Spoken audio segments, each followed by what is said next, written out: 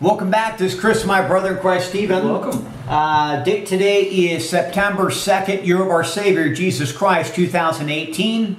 And the title of this video is going to be Giants in the Bible, Part 6. Giants in the Bible, Part 6. This is very important because giants are found throughout Scripture. They're found in historical books outside of the canon. And it is historical record. So what is Satan trying to cover this up? Is it important to understand about giants? Yes. Imagine seeing giants today. Yeah. Be pretty frightful. And these were just unbelievable. But somehow Israel was able to defeat a lot of them. And they weren't some person suffering from megalomania. These are people that were anatomically correct. In other words, their body size was perfect for the height that they were. So if they were 25 feet, they were built like a regular person would at 6 foot or 5 foot, whatever. Right. So that would be in reference to sometimes today you have somebody who's 7 or 8 feet tall, but they suffer from pituitary gland problems. And all sorts of problems and knee problems and stuff like that. So we see this Grigori Watchers. So we know that the enemy is obviously aware of the Watchers because they did that movie with Russell Crowe about Noah and the Watchers. So that the enemy knows about the Watchers because they're connected to them. So we see the Grigori are a group of fallen angels who mated with mortal women, giving rise to the race of giants known as Nephilim. So that is the historical record. Is it surprising today that you'll have churches and theologians and denominations, Christian denominations, not talking about this? No, not really, because a lot of them are just an extension of Rome. Rome has been covering this stuff up for a very long time. So after we get done doing with the biblical verses and stuff like that, we'll probably do a video series just on the secular aspect. But there's so much to talk about just about giants in the Bible, so we want to keep on point here. So we see here that the Grigori, also known as the Watchers, appears in Christian apocryphal books of Enoch and Jubilees, as we've already discussed. The Grigori numbered a total of 200, but only their leaders are named in the book of Enoch. Enoch 7 verse 9 records that. One of them is known as Azazel. These were the prefects of the 200 angels, and the remainder were all with them. So the Watchers who descended to earth, remember they came from heaven down to earth, saw the daughters of men and became enchanted with them. Consequently, they began to reveal to man some of the secrets of heaven, such as the movement of the heavenly bodies, astrology, and the art of making weapons, armory, and also the enhancement of the face and body with perfumes and makeup, vanity. The Watchers fell in love with the women, and some of them even took wives and created offspring, giants, known as the Nephilim. This made God angry, so angry in fact that he cursed those who had betrayed him, threw them out of heaven, and made them mortal and transformed them into demons. God sent the great flood in order to clean the mess done on earth by the wanton killing and destruction perpetuated by the Nephilim. Some notable angels who fell in this account are Semyaza, Samael, and Azazel. A single verse from the book of Genesis in the Old Testament also alludes to this event, but nothing more is said about it in the Bible. So we can get into understanding the different fallen angels, but let's go on with that. That sounds pretty interesting about the Watchers. Go ahead, brother. Everybody had a different specialty. Semyaza taught enchantments and root cuttings. Amoros, the resolving of enchantments. Barakiel taught astrology. Kokabel, the constellations. Ezekiel, the knowledge of the clouds. Ariquiel, the signs of the earth. Shamziel, the signs of the sun. Sariel, the course of the moon. And as men perished, they cried, and their cry went up to heaven. But it says, and then the Most High and the Holy Great One spake and sent Uriel to the son of Lamech and said to him, Go to Noah, tell him thy name, hide thyself, and reveal to him that the end is approaching, that the whole earth will be destroyed, and a deluge is about to come upon the whole earth, and will destroy all that is on it. Okay, so we have Semyaza was a watcher. That is, he was part of a select group of angels and picked up by God to help the archangels build Eden. The story goes that when the watchers saw the daughters of man and became enchanted by them, they began spilling the secrets of men. The story goes on that God was so angry when he threw them out of heaven and cast them down to earth as mortal demons. The Nephilim, where they created such a disturbance on earth that God sent the flood to cleanse the earth. That's very important, folks. That's very important. Because as in the days of Noah, so shall it be in the latter time. So we're seeing what's happening today. Yeah. What's happening today? Most Christians are like, well, what do you mean? Well, Satan's tampering with everything. He's trying to blur the lines of gender. He's trying to, you see all of this transhumanism, this evolution, all of these things is going on. And so that's important to understand. So we see that. So that's what's going on. We have Samuel as an important figure in the Talmudic and post-Talmudic lore, a figure who is accuser, seducer, and destroyer. Legends referring to Satan refer equally to him, such that Samael is often taken to be the true or angelic name of the devil, also known as Lucifer, the light bearer. Samael cannot always be simply identified with Satan, since in the books of Enoch, Satan's angelic name is confirmed to be Satanael or Sataniel. So we got Samael appears in the Ars Gotia under the name Goap. Samael is etymologized as venom of God, since he is sometimes identified with the angel of death, but the name could also be derived from that of the Syrian god Shemael. So I'm not here to split hairs, ladies and gentlemen. I believe it's the second heaven where Satan resides. We want to call him Satan. Lucifer, some people go, well, there's a difference between Lucifer and this. Okay, but we're just talking about an adversarial system, an angelic, fallen angel adversarial system that's opposed to God. So there's a lot of different interpretation, but this is bringing awareness of what happened from heaven down to earth and how all mankind was in jeopardy, yet we don't hear about it today. But that's going to be the same thing which is going to take place before the second coming of Christ. And there is going to be no secret rapture.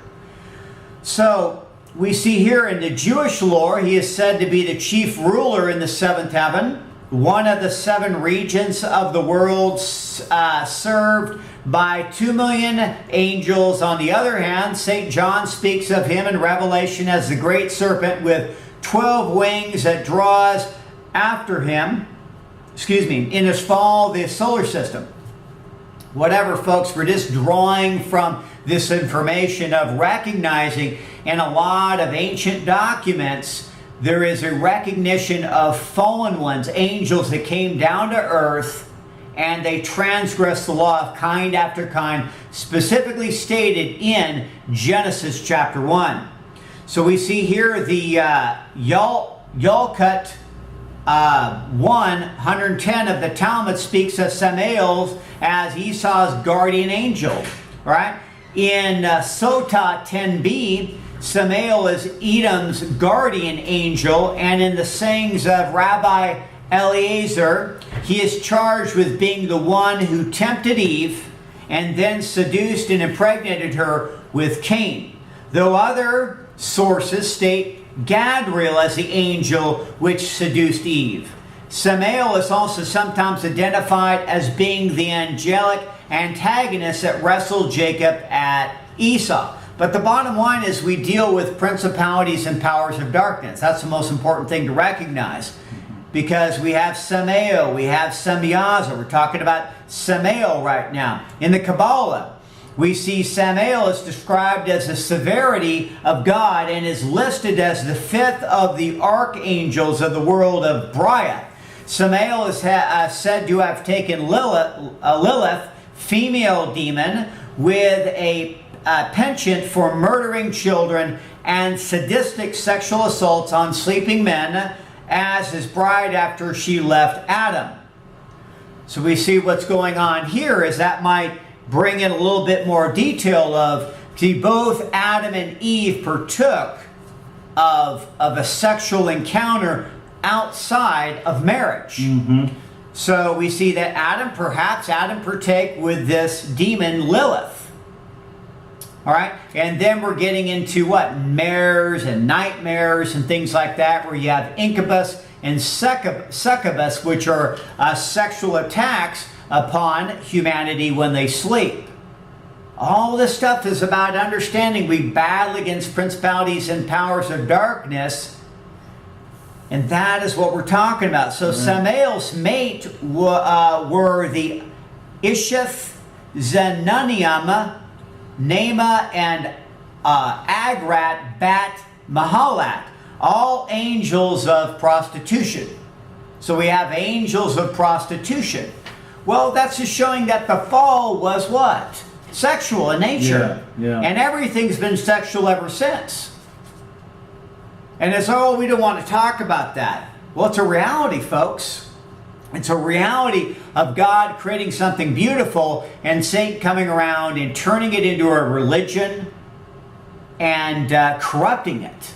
Because as in the days of Noah, what is happening today? Do we have child sacrifice going on today? Yeah, with abortion. Yes, and we also have children that are missing as well, that are most likely sacrificed. We have, what do we have? We have gender blurring, we have transhumanism, we have sodomy or homosexuality. We have all of these things, all of these sexual things where Satan is trying to undo God's creation. Same thing going on as in the days of Noah, so shall it be going on today. And we look around, we're like, oh, okay, should churches be talking about transhumanism? Should churches be exposing evolution? Well, churches are exposing evolution. Great. Transhumanism is also a part of that. Right. But if we do not understand as in the days of Noah, we're really not going to really understand what's happening today. What's going on today. Because, oh yeah, I voted for Trump. All my problems are going to be resolved. Folks, they're different sides of the same coin. Because we battle against principalities. So we see angels of prostitution. Samael is also perhaps the true personification of wrath rather than Satan, seeing how Samael is also sometimes associated with Asmodeus, the demon of lust and wrath, and Satan is considered a juridical adversary directed by God. More insight into the demonic realm. Doesn't Paul talk about there is a law on my members? I'm going by memory here. Yeah. But so a lot of times we think like, oh gosh, it's horrible. It's just me. It's like, well, maybe it isn't. Maybe there is this principalities and powers of darkness that works through our bodies, because flesh and blood will not inherit the kingdom of God. Then we can start to understand that, oh, okay, there's something else. There's a middleman going on. There's another force going on here, a demonic realm. And then we have Azazel, right? According to the apocryphal book of Enoch, Azazel was the leader of the Grigori, also known as the Watchers, right? Yeah. A group of fallen angels who mated with mortal women, giving rise to a race of giants known as the Nephilim. Yeah. Azazel is particularly noteworthy among the Grigori because it was he who taught men how to make weapons of war, as well as teaching women how to make and wear cosmetics. Stuff going on today, right? It's a military-industrial complex. War is business today. Oh, it's all for patriotism. No, it is for making money and destruction.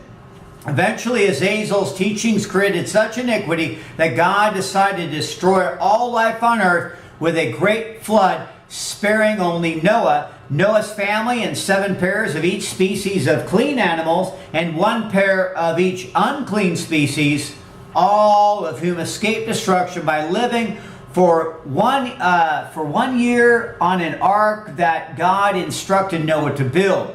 Azazel is found in the Bible in Leviticus 16, verse 8 and verse 10. Do you have that, Stephen? Look here. Leviticus. Right. Leviticus 16. Leviticus 16. Verse 8. Verse 8 and verse 10. And Aaron shall cast lots upon the 2 goats, 1 lot for the Lord, and the other lot for the scapegoat. And Aaron shall bring the goat upon which the Lord's lot fell, and offer him for a sin offering.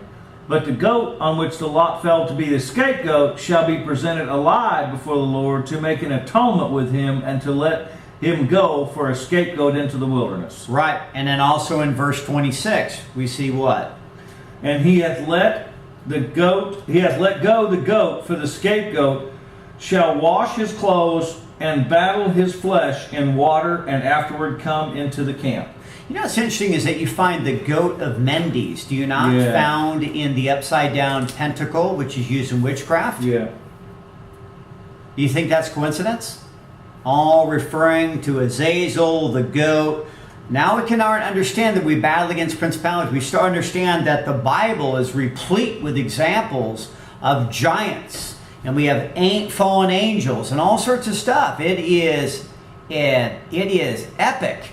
The scapegoat is sent to wander in the desert in conjunction with another goat, which is sacrificed to God. The Azazel is led out into the desert and set free as proof that there is no longer any unexpiated guilt in the community. So that was also an aspect of till the first coming of Jesus Christ, where he died on the cross for our sins. All right. Right. So all of that, there's so many verses about these giants, and we see here there's different ranks. So there's actually let me get back on track because here. when the watchers that came down, it only gave the names of the captains of 10. Right. So we see these. There's flood verses. The flood was worldwide. We see that going on. Then we understand that we have pre-flood and post-flood, right? All about giants, right? So shortly after the great flood, what was going on? Man began to migrate from the east, right? In Genesis 11 verse 2 says, and it came to pass as he journeyed from the east that they found a plain in the land of Shinar, and they dwelt therein. Mm-hmm. That's cradle of civilization. That's Mesopotamia. Well, that's where Iraq is today, a part of that area. And it was in the land of Shinar, the city of Babylon. We have another city mentioned, right? The first city after the flood, worldwide flood. We have a city before and a city after, later known as Mesopotamia, was built. Here the Euphrates and Tigris rivers had built up rich deposits of earth, producing what? Crops in abundance. However, the people were faced with a certain disadvantage. The land was overrun with wild animals, which were a constant threat to the safety and peace of the inhabitants.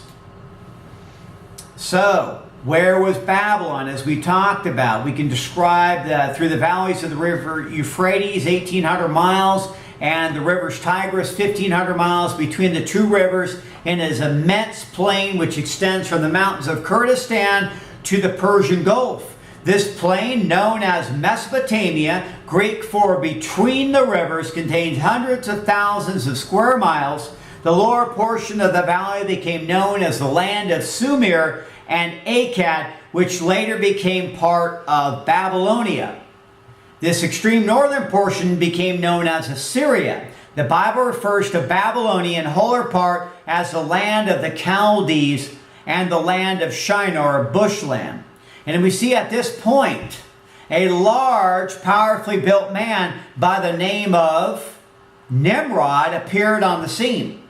He became famous as a mighty hunter against the wild animals. Genesis 10, verse 8 through 9 describes, Genesis 10, 8 through 9 describes Nimrod. 8 through 9. And Cush begat Nimrod. He began to be a mighty one in the earth.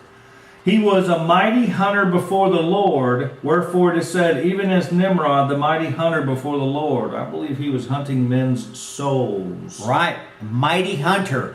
Mighty man, right? We see kind of a correlation between Genesis 6, right? Genesis 6:4. Mighty men, right? We see, and God gave mighty, they were mighty men. Well, he's a mighty one, just as corresponding to Genesis 6:4. And you see, Epics of Gilgamesh? Yes.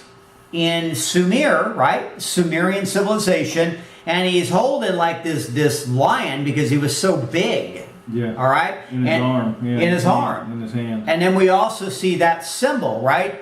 That we find the symbol, the mark of Cain, which I believe is where you have, which we find in St. Peter's Basilica, right? It's the cross and the X together. Right. That's what we find there. Right there in this ancient archaeology, right here in the cradle of civilization. Is that significant? Yes, it is. So instead of constantly fighting the wild animals, Nimrod organized the people into cities and surrounded them with walls of protection. He then organized these cities into a kingdom and appointed himself king to rule over them. Nimrod was the founder of Babel, or Babylon, and the beginning of his kingdom was Babel and Erech and Akkad and Chaldea in the land of Shinar, right? The land of Shinar, the bushland between the two great rivers, Mesopotamia, Genesis 10, verse 10. Nimrod's kingdom became established and is the first mentioned in the Bible after the flood. So now we have Nimrod, right? And Nimrod is a mighty hunter. And he was married to whom? He was married to Semiramis, right? She was the legendary queen of Babylon, noted for her beauty and wisdom, according to the book of Jasher, referred to in Joshua and 2 Samuel, and Eusebius's Chronicle, volume 1, pages 40 and 41, quote, Ninus, or Nimrod, and Semiramis reigned in the time of Abraham. I thought that was interesting. I'm not sure. So I don't know how long he lived, but we see a lot of stuff going on here. Lived in the time of Abraham. All these advances might have been well-intentioned, but Nimrod was an ungodly ruler. Nimrod conspired to unite the whole world, known world at that time, into an antichrist one-world government. Sounds familiar today, does it not? Yes, it does. Not only did Nimrod rebel against the true God, he was also a priest of devil worship. Then finally Nimrod, the priest king of Babylon, died. After Nimrod's death, his wife Semiramis claimed that he was now the sun god. So you notice that he became a mighty one. Yeah. So his DNA was altered where he became a mighty one, a giant. He changed somehow. He changed. And that's exactly what Satan is trying to do, right? When we take the mark, what's going to happen? If you take, not when, but let's say if you take the mark, what happens? Your DNA possibly could be altered. Just throwing this out, folks, the mark, a lot of times we go, oh, it's, you put some scan on your hand or some chip or something like that, but you have to take it voluntarily. Go ahead, my brother. Yeah, I want to read this in the book of Enoch, talking about Eve. It says, in the name of the first, gosh, I don't even know what chapter this is, but verse 4 says, the name of the first Jikwan, that is the one who led astray all the sons of God and brought them down to earth and led them astray through the daughters of men. And the second was named Asbiel. He imparted to the holy sons of God evil counsel and led them astray so that they defiled their bodies with the daughters of men. And the third was named Gadriel. He was the one who showed the children of men all the blows of death, and he led astray Eve and showed the weapons of death to the sons of men, the shield and the coat of mail and the sword of battle and all the weapons of death. That's martial arts right there. Yeah, to the children of men. This is what these angels were teaching men. Wow. Yeah, and from this hand they have proceeded against those that dwell on the earth from that day and forevermore. The fourth was named Penimu. He taught the children of men the bitter and the sweet, and he taught them all the secrets of their wisdom, and instructed mankind in writing with ink and paper. And thereby many sinned from eternity to eternity until this day. Very important, ladies and gentlemen, Yes. understanding that there are giants in the Bible and what's happening. So we have Nimrod, right? He's married, he's the priest king of Babylon. He died. So he died right in his prime, which I believe Shem probably snuffed him out. He did get killed. He got killed. He got killed. So what happened is they were doing their idolatrous practice. He had priests. Yeah. And where did he get these priests? How did he know how to build a city? How did he know how to make a tower up to heaven? Well, this is also, if we understand the background, if we can decipher, it doesn't take much intelligence to realize that this is fallen angelic technology, Yes. right? That's exactly what And God goes, man, he's trying to make a tower, a portal, a stargate to storm the gate of heaven. Because he's like, let us build a tower so this worldwide flood doesn't happen again. So he's very significant understanding that Nimrod became a mighty one, a giant. And that's why he was able to fortify. And he was a mighty warrior, a mighty one. God says, what does he say? He says it in 10:10, he says he was mighty in the earth. And in case you didn't get it, God says he was a mighty one in the earth. He says it over and over again. That's significant when God says he's mighty in the earth. He's a mighty one in the earth. Yeah. He's a mighty one in the earth. That's not just trying to be redundant. That is significant. Understanding what's going on here, because this is the beginning of mother-child worship, because Nimrod is slain, and what is Semiramis is in a pickle now. So what does she do? What does she do, right? We're going to find out in the next video more exciting news about the giants. God bless you. Bye.